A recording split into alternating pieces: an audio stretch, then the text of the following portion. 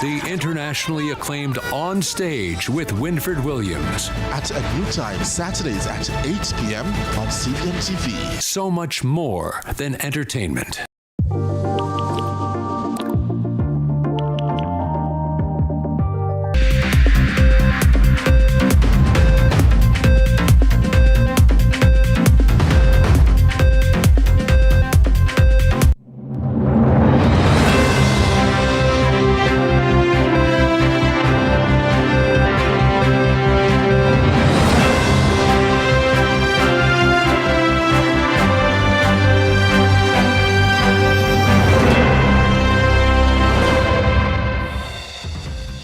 Tonight in CVM News at 7, taken aback.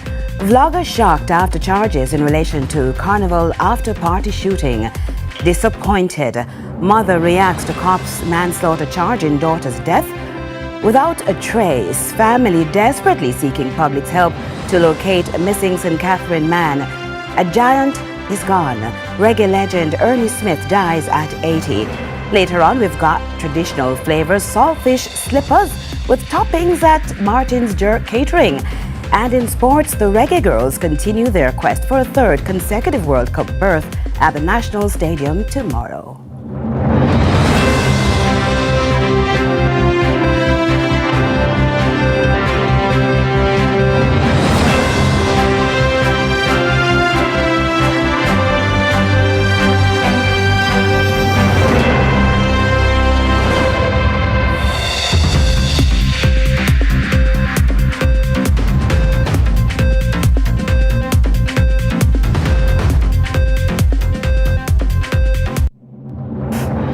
Hello from Kingston, Jamaica. This is CVM News at 7 for Friday, April 17, 2026. I'm Carolyn Brown. Thanks so much for joining us. Charges have been laid against podcaster Jay-Dee Richards, more popularly known as Jaii Frais, in relation to Sunday's shooting incident at Big Wall in St. Andrew. The content creator was this afternoon charged with shooting with intent, wounding with intent, and possession of a prohibited weapon. This comes after a judge in the Kingston and St. Andrew Parish Court ruled earlier today that the vlogger must be charged or released by the police by 6 p.m. His attorney, Isat Buchanan, told our newsroom Richards was also today taken to hospital for further medical treatment. The next step, we now await the day in court. The bail access, they have 48 hours in which to bring the man to court after charge. So we await within reasonable time, given the complexity of the situation, to have the day in court. So we're looking to go to court about Wednesday. The next step, we know. Buchanan also says the podcaster is taken aback by the charges. After charge.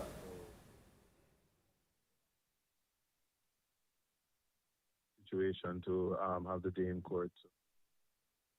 He was shot, he was assaulted, and the law, as it is, coming from the Privy Council, says a man has a right to defend himself. So we will look forward to our day in court where the competent jurisdiction will make an assessment of the issues before it. I'll always say that, we live in a high crime society, and wherever one of the remnants of a high crime society is that persons are going to always have to be forced to defend themselves, and as they do so, the habit of criminalizing ordinary citizens where the police fail to protect them is an issue that we're going to have to deal with. On to this other CVM News follow-up. The mother of 20-year-old Jimoy Suckoo, who was killed at a Clarendon hotel last January, says she is disappointed with the charge against the policeman involved. On Thursday, Police Constable Tavoy Huse was charged with gross negligence, manslaughter in the shooting death of Jimoy, with whom he had an intimate relationship. Reports indicate the officer's service firearm was discharged inside his hotel room, resulting in Suckoo's fatal injury. Huse was granted bail in the sum of $1.5 million with sureties and reporting conditions. He's scheduled to return to court on September 3. Now, while saying she respects the decision of the Director of Public Prosecutions, Jimoy Suckoo believes the evidence will ultimately reveal the full truth. I was very astonished and disappointed to hear that Mr. Tevai Hussey was charged for manslaughter. I was looking forward for him to be charged with murder, but I cannot go against the DPP ruling because they have the last say and I have to accept it. But further on, I know that everything will come to light. Meanwhile, disgruntled workers at the University of the West Indies UWI Mona campus continued protesting on Friday, maintaining pressure on the administration despite recent talks. The demonstration follows a meeting earlier this week between university management and union representatives, where the administration provided an update on the long-delayed salary review process and requested more time to engage the government. However, workers say today's action underscores ongoing frustration as several key issues remain unresolved. Workers also confirmed that another meeting is scheduled for next week, where they expect more definitive answers. A St. Catherine family is growing increasingly desperate for answers after a 36-year-old man vanished without a trace nearly a month ago. His mother, who flew in from overseas, is now making a public appeal for help as the search intensifies. Our reporter Kevin Black spoke with the family. A mother is pleading for help to find her missing son, who has not been seen since late March. The 36-year-old missing man, whose name is Gary Jones, is described as tall, of dark complexion, with early-stage dreadlocks and a distinct tattoo on his neck reading Godson. He is also known by the names Blessed or Pugo. His last known residence is in Greater Portmore, St. Catherine. Sandra Anderson, who traveled from New York, says her son disappeared around March 24th, and all attempts to locate him have so far been unsuccessful. I'm here because my son is missing from around March 24th. I haven't seen him since. I hear anything. There's no whereabouts. We try everywhere we can. The police have put it over the year and nobody turned out that they saw him. He was last seen in the Portmore area around the Portmore Mall. That's where the last person told me that they have seen him. She describes him as a quiet and reserved individual who kept to himself, adding that he may have been struggling with depression. I think he's going through a depression.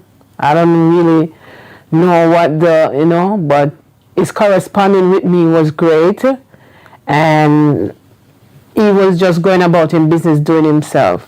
He was isolated, but he was still showing up because people tell me that they saw him all the time. He doesn't have friends he'd go about and, do his own thing. Anderson is also appealing directly to the public, urging anyone with information to contact her or the police as the family continues to search. They could contact the Waterford police because there's a report that was made there, or you could contact me at 876-872-0410 or 516-513-9588. That's my firstborn. I have him as a teenage mom, and he's so close to me. It's so heart-wrenching because I'm not living here, and it's younger siblings is it's everybody in the community, my sisters, my brothers, my cousins. Everybody's worried, my church family, everybody. I am Kevin Black reporting for CVM News. Tributes have been pouring in following the passing of legendary singer Ernie Smith, who died on Thursday evening at a hospital in Florida. He was 80 years old. The reggae icon, who underwent surgery on Sunday for an intestinal issue, had been experiencing health challenges since June last year. After his surgery. Now, it's understood that the singer was still not yet out of the woods and required another procedure. Ernie Smith began his music career in the late 1960s. By 1971, he found success with the songs Bend Down and Ride on Sammy. Among his well-loved hits are pitter-patter, duppy, gunman, and keycard. The Minister of Culture and Entertainment, Olivia Grange, has paid tribute to the iconic singer-songwriter, saying his death has left her in a state of deep sadness. She says his voice will resound in hearts and memories forever. And cultural commentator Clyde Mackenzie, he now joins us live. Good evening, Mr. Mackenzie. Good evening, Clarendon. Thanks so much for joining us. Our hearts go out at this moment. Can I get a quick reaction from you to Ernie's death? Well, Ernie was a seminal figure in terms of Jamaican music. He was one of the earliest exponents of what we call reggae. He had a different kind of flavor to it. It was light-hearted. Some would say they're flippant at times. He clearly had great writing skills and a remarkable sense of humor. And so, you know, when you listen to songs like El Fida or Ducky Gunman, to which you referred, you see that wit and that ability to play with words that was quite evident. He would really span a range of views and moods in his music. But, you know, songs like Tears on My Pillow, which, his version was I Can Take It and Johnny Nash did it. The version Tears on My Pillow, which scored big, you know, is another example of his deftness as a songwriter. He was really brilliant. And of course, you know, we can't forget Life is Just for Living. In 1971, it won a major award in Tokyo. It was really supposed to have been for a Red Stripe commercial. That's originally what it was intended for. But it became this international hit that it scored big in Japan. And Ernie has always been able to entertain Jamaicans with his catalog. People find it fascinating. He and Pluto Shervington have been paired together quite a bit because their music seems quite similar to each other. And so I think he really made an enormous contribution to the music. He contributed to a distinct strain of the music, and for that we owe him an enormous debt of gratitude. Definitely. Could you, do you remember the last performance you may have seen him at? I have not seen Ernie in concert. I've been to like funerals. The last time I think I heard him perform was at a funeral, you know, and it was Ernie with his big voice filling up the cathedral, you know. That's the kind of man he really was as a singer. Thank you so much, Clyde Mackenzie there. And so his big voice lives on. Autism is often associated with signs of hyperactivity or verbal limitations, but with comorbidities such as attention deficit hyperactive disorder making symptoms more visible, more children are now being identified and diagnosed. However, the financial, social and educational support remain lacking. Advocates continue to call for more support during April, internationally recognized as Autism Awareness Month. Natasha Williams tells us more. With April observed as Autism Awareness Month, consultant pediatrician Dr. Oluwatimilayo Bewaji Edopa says though autism awareness has increased, Jamaica is still catching up. We even have some being diagnosed in high school, and some adults just notice that they have certain difficulties and they go in and get formal assessments. Typically, diagnosis should be made by about age 2, but in our population, we're still catching up and we're still finding some persons diagnosed later. Dr. Edopa suggests, instead of always dismissing a child as disruptive or antisocial, special attention should be given to them. These are children who you may find you're speaking to them and they are not responding. It's almost as if they're not hearing you, or as if they are locked up in a world that's separate from you. So they may not make eye contact, they may not point and show you things that they're interested in. They may just not engage as much as another child of the same age. Although some people are diagnosed late, Dr. Edopa says autism signs can be detected as early as 18 months. Things like, hand flapping, spinning around, we call that stimming. Is there anything that they do that is rigid? Are they able to move from activity to activity, or are they just very inflexible? So those are some early signs that we can look out for that may point to a child who has autism. With the condition causing hypersensitivity in some individuals, the clinical pediatrician says better environmental control can be employed to help manage impacts when exposed. Because we live in a world that is very loud, very colorful, very chaotic, and someone with autism may not be able to navigate that as easily. So having less noise, if we're having a function, being cognizant of how loud the volumes are, having the capability of having headphones for that person, support in terms of dimming the lighting, and for children who are in school, they may need to have a shadow, somebody who's with them to help them to navigate that school setting. For Kelly Simon, a Jamaican-Canadian mother of a 9-year-old son living with autism, since migrating, she has received support in Ontario, Canada, where kids are assessed, after which the government offers financial assistance. We're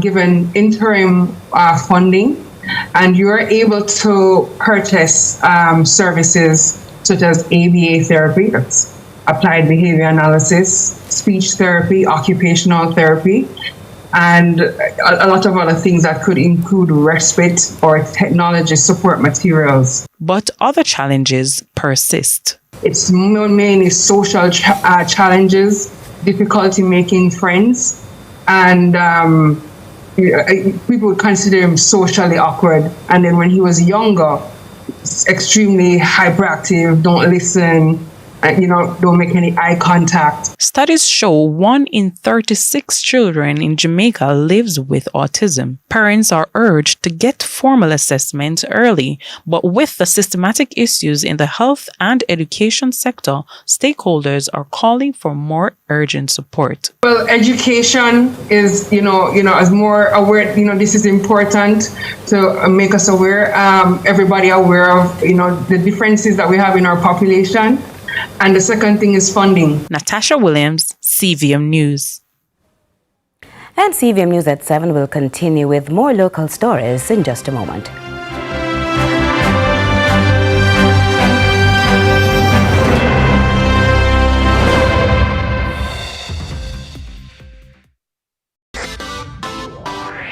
Every dream conquered is another dream gained. I land and I fly again like a jet plane. Headed straight in your direction. 'Cause I'm wiser, one step closer. I'm winning 'cause I work so hard. And the music keeps on playing, and the people that I say we are mash up the night. Oh, what a feeling! Don't stop dreaming. Keep on believing in the power of the feeling. Whatever you want, take a chance. Song in your heart, step in your dance. You got a spark, don't put it down. Shine your lights on. Let's delve deep into the issues. We'll take you beneath the surface. Greetings and salutations. My name is Orville Higgins, and it's another edition of Fan Central. Talking to the people at the heart of the top sporting stories. Hear from your favorite sportsmen and women and the administrators who work tirelessly to make it all happen. It's live sports talk. I've written an entire article. Yeah. Looking at all the major issues every Tuesday at 9 p.m. It's Fan Central.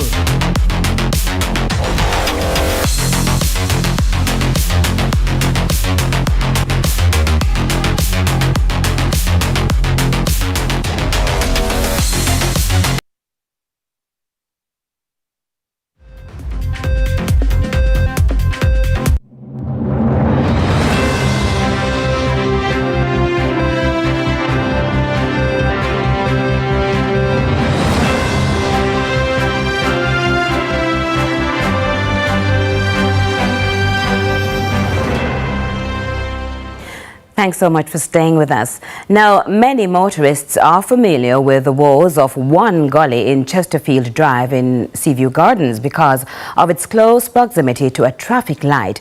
Now, since part one of our report from that location, we were told there have been a number of motor vehicle mishaps, even fatal crashes there because of the potholes and speeding. And as we continued to walk through the area, we found a second gully in nearby proximity that's also choking with tons of garbage.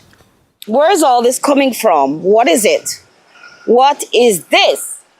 It was that question that literally lifted the lid on a cesspit at one end of the gully, raising a stench on maintenance issues. This water, we were told, according to Mr. Bailey, is water coming from a company not very far from here. So the water, see that one? This is sewage water. Sewage. So you say water, they believe us normal water. Sewage water. Meanwhile, from the other end, another long-standing drainage capacity issue, clogging caused by inappropriate human nature. There were always had that problem because the gully was here first. It was a straight through gully. And I removed it and put in some culverts. So the culvert them too small because whatever happened, sometimes a fridge, then everything come and the fridge can't go through the culvert them. But they're not supposed to be throwing those things in there. So the culverts are not too small really then. Yeah, you know that Jamaica people are trying to say them just appear.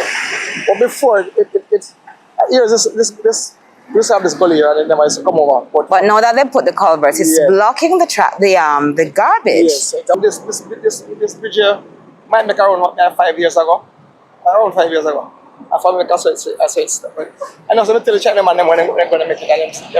But look at if you can look all the way to as far as the eyes can see, garbage. And it's clean very regular. It makes sense because by clean if by rainfall. Because you know what, when I realized, I got you up water house and I realized that is the same bridge that come down here.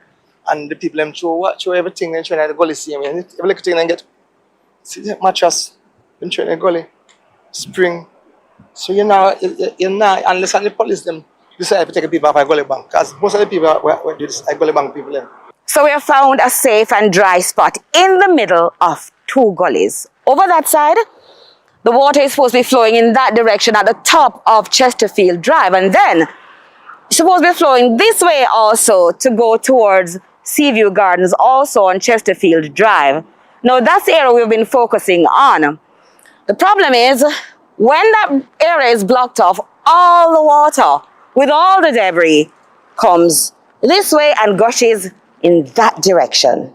Just look at what's blocking here, mostly plastic. We're actually at the other side of this bridge right here. Would never even know if nobody told you. See, that's the water coming over from that side. So while motorists continue to be inconvenienced every time it rains, who will own up, step out, and address this messy, multiple-pronged dilemma on Chesterfield Drive? Curlin Brown, CVM News. Amid growing concerns that too many Jamaican youths are disengaged and lacking meaningful opportunities, stakeholders in Hanover say they're taking action. The Social Development Commission, in partnership with the Infinite Cooperative Credit Union, has launched a youth entrepreneur program aimed at equipping students with real-world skills and direction. Here's more in this report. Youth unemployment in Jamaica is somewhere around 10% as of late 2025, more than double the national average. Even with overall unemployment at historic lows, experts say this masks a generation of disengaged youth. Part of the solution, stakeholders believe, begins in the island's schools. It's why the Social Development Commission, SDC, in partnership with Infinity Cooperative Credit Union, launched a youth entrepreneur program aimed at equipping students with real-world skills and direction. Now, each team will be given $10,000 to develop and fund a project, while receiving training, mentorship, and guidance along the way. At the end of the program, teams will be assessed, with top performers walking away with cash prizes, including a $90,000 grand prize. This program is more than a competition. It is a transformational journey designed to nurture entrepreneurial thinking and equip our youth with real-world business experience.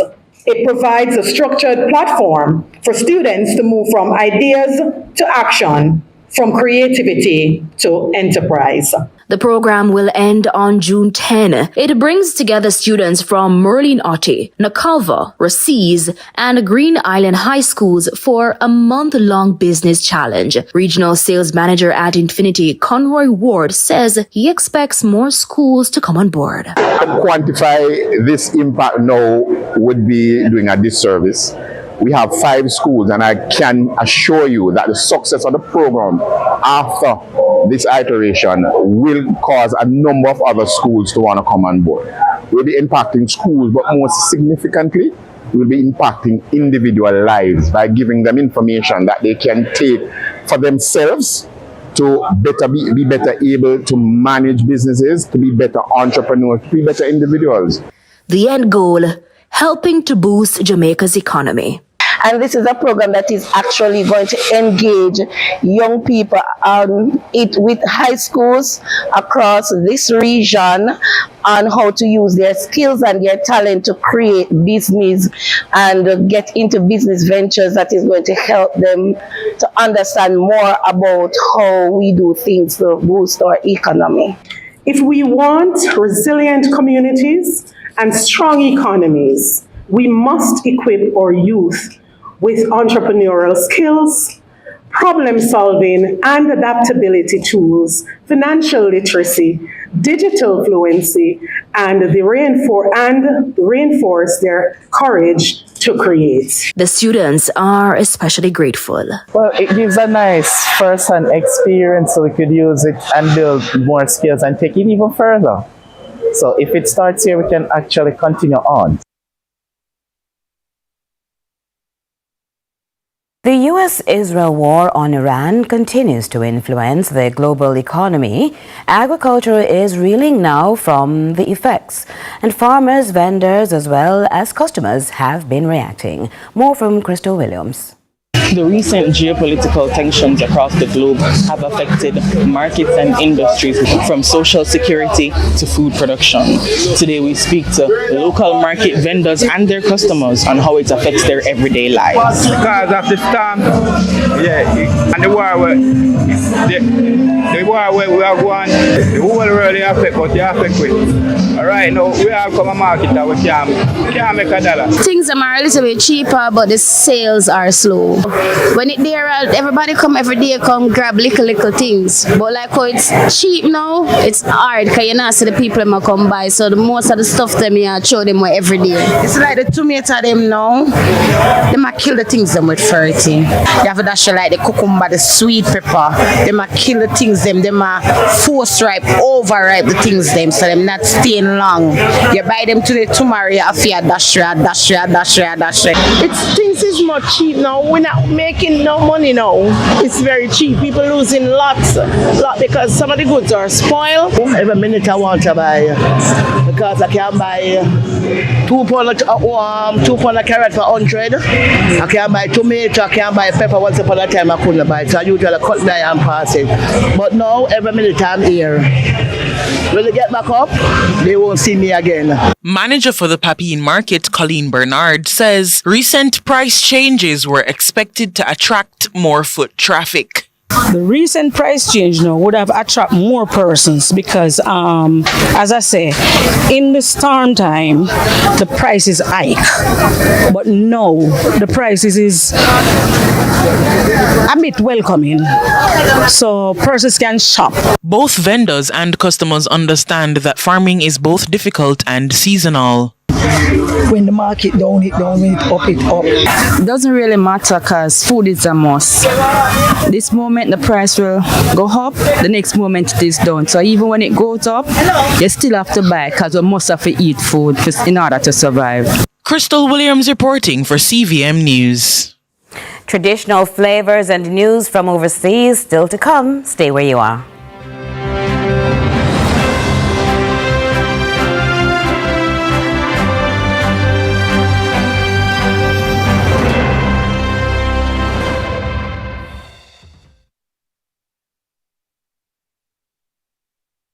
Aussie wings, available in sweet red chili and citrus chipotle barbecue. KFC, it's finger licking good. The time by KFC is 7:30.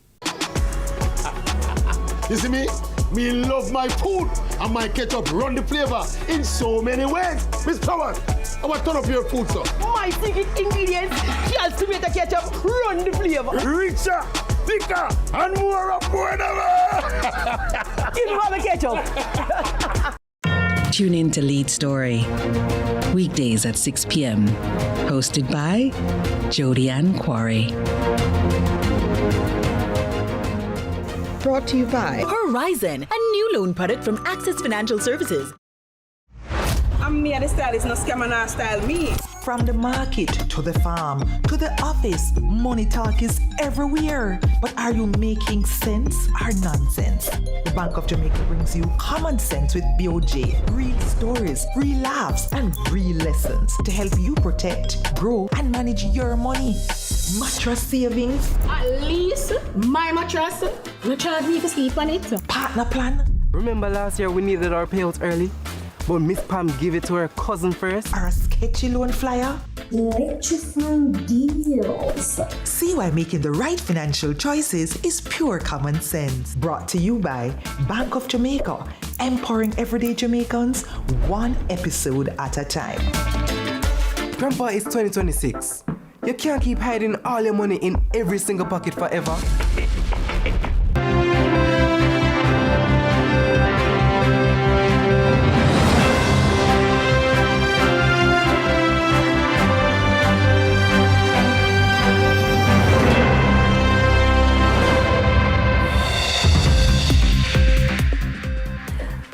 Welcome back. You know, there's something about food combinations, combos, that excite the palate. Sometimes the pull is a drink or toppings, but we got some kind of tongue twisters and teasers with traditional flavors.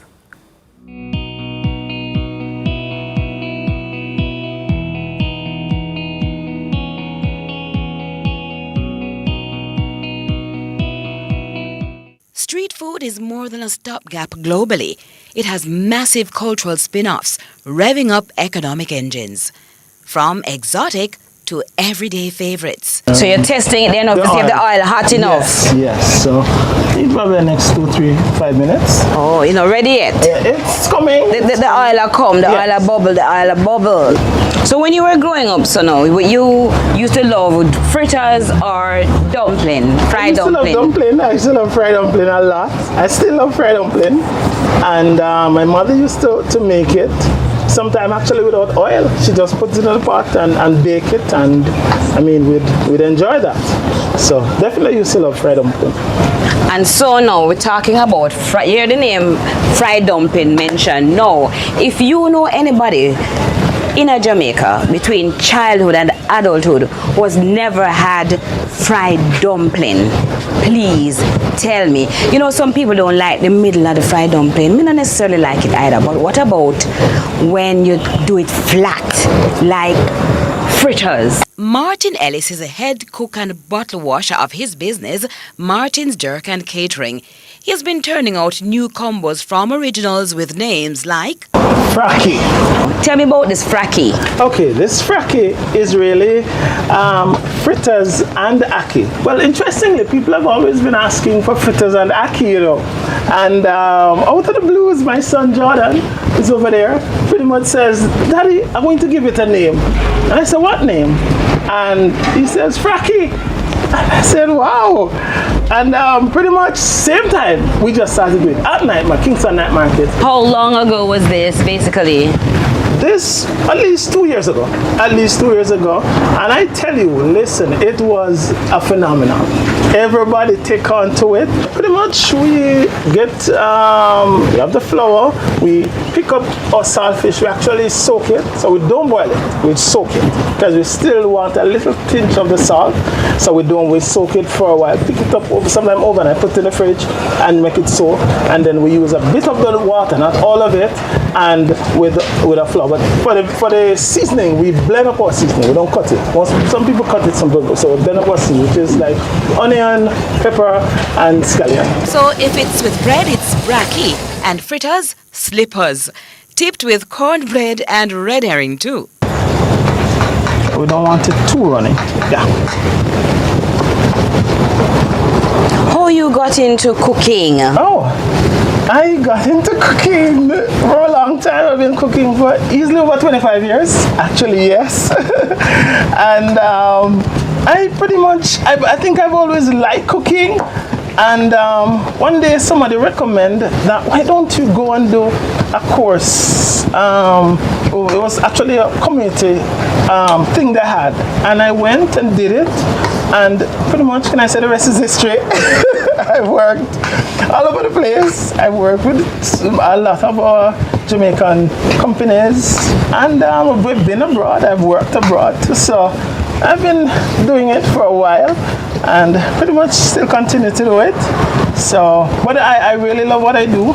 And as I said, through the many years we've had ups and downs, we've had different experiences, but overall it has been very rewarding, very good.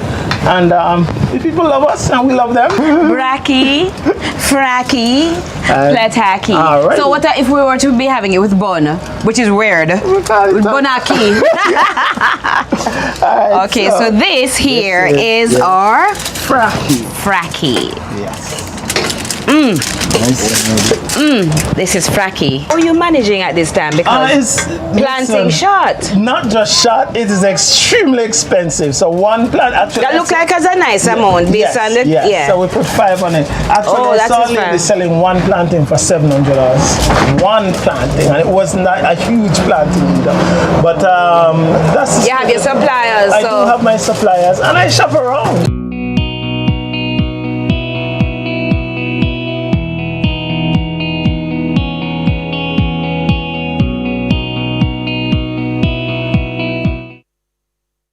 You can get fracky tonight at the summit. It's time now for the regional and international news with Marshall Hazley.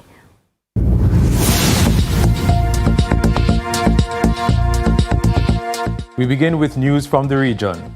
For years, a single mistake, or even a mistake made as a teenager, has permanently blocked thousands of St. Lucians from jobs, travel, and education.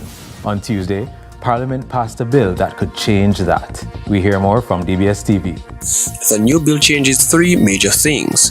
First, it allows expungement even for people with more than one conviction, as long as they have completed their sentences. Second, it introduces expedited review in as little as 7 days for urgent cases like job offers or visa applications. And thirdly, it allows fee waivers for those who cannot afford to pay. In international news, British Prime Minister Keir Starmer has welcomed the reopening of the Strait of Hormuz.